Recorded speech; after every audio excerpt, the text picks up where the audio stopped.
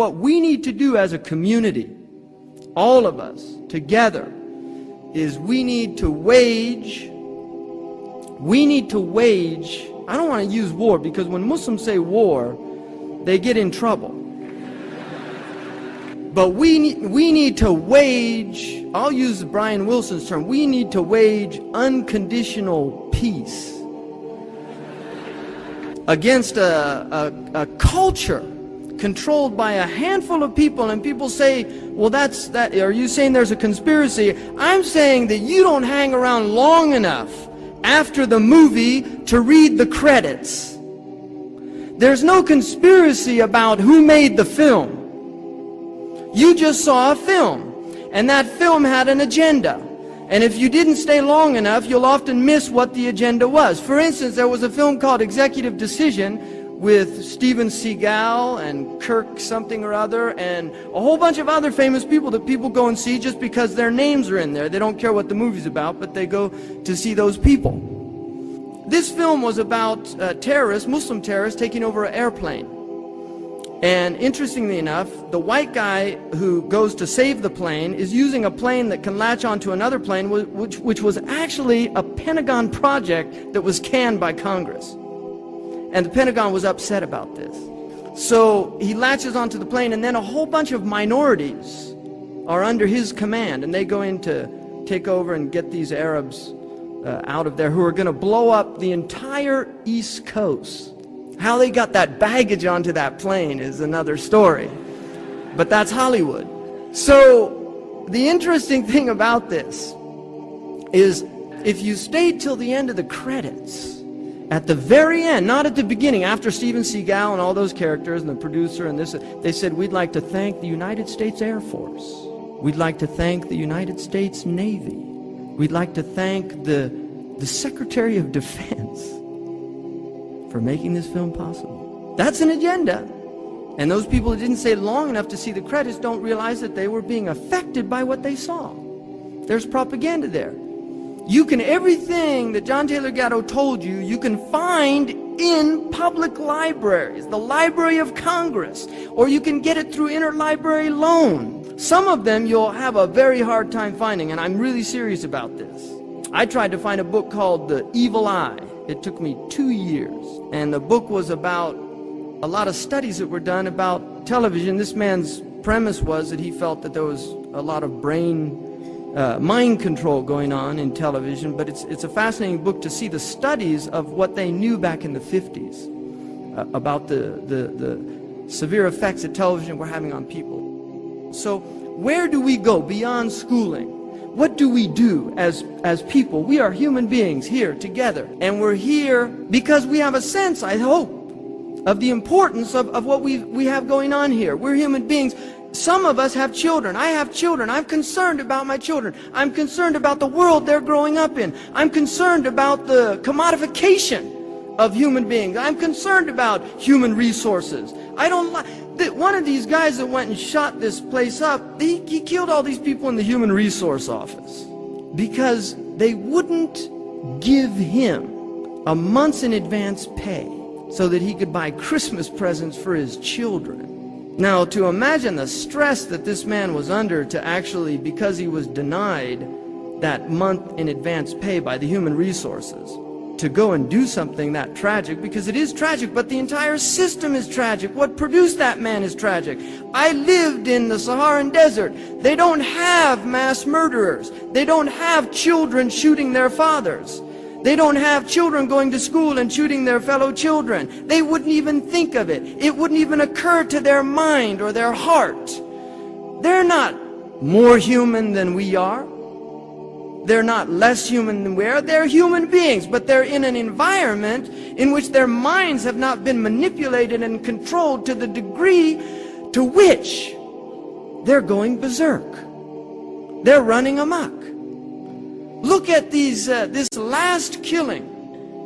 And I have a map here of the school killings, which is interesting because they're all over the country. I mean, it's amazing how they're just, one happens here, then here, and then here. And these are tragic events beyond belief. But if you look at these characters, when you see their pictures, the same glazed look in the eye. Those boys, you saw that picture of that boy in San Diego. He doesn't know what he did. He doesn't know why he did it. Our Prophet Muhammad said one of the signs of the end of time. He said, يَأْتِي عَلَى النَّاسِ زَمَانٍ لَا يَدْرِي الْقَاتِلُ لِمَا قَتَلْ وَلَا الْمَقْتُولُ لِمَا قُتِلَ. The killer will not know why he's killing, and the one being killed will not know why he is being killed. It's a hadith in Sahih Muslim. The killer will not know why he's killing, and the one being killed will not know why he's being killed. What is going on? What has brought us to that point? We have lost community. We've lost family. These things have been taken away from people, and they weren't taken with ease. People fought. Read history. Read what happened 100 years ago in the United States of America. What the farmers did.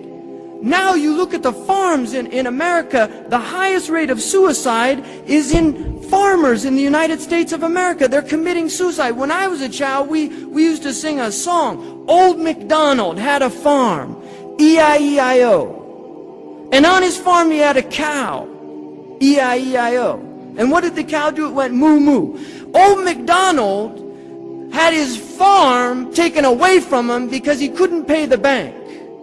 His cow doesn't go moo-moo anymore because he's got foot and mouth disease or mad cow's disease. Really. And old McDonald's has been replaced by McDonald's. That's who replaced him. That's who bought the family farm. And he's going to genetically alter the corn that you're eating. He's going to genetically alter the food that you're eating. In the health food stores in the United States, they have to put out things that say we cannot guarantee the absence of genetically modified food in our foods. And if you have an ounce of intelligence to think that this ignoramus that we call Homo sapien can improve on perfection, can improve on the God-given seed, the seed of life. If you believe that man, this is called hubris in the ancient Greeks, this is what destroys man, is his arrogance, his belief that he can do things that he is not qualified to do. And the sign of an intelligent man is to know his limits. To know his limits. Really, we have to question what is going on out there, and our silence is complicity. The silent one is complicit in the crime. If you stand by and watch a crime happening, you're part of that crime. You're aiding and abetting that crime if you don't do something about it. The Arabs say, the hadith says, as-sukut alamatu ridha. Silence is the sign of contentment. Silence is the sign of contentment. We should be standing up. The Europeans went out and marched in large numbers to prevent genetically modified food. And yet these things, people aren't even debating these things because we have an educational system that makes us docile, that makes us think. Like John Taylor Gatto said, it makes people accept orders even if they're stupid. It makes them accept. There's people that, there was an old lady in England, and she was pouring tea. She had her cream there. And as she was pouring it, she said, you know something very strange about this cream. When I was young, I remember cream going off really fast. But this cream doesn't go off anymore. It'll last 2 weeks. My grandfather said he had an orchard, and he used to tell us if we found a worm in the apple, he said, I wouldn't eat an apple a worm wouldn't eat.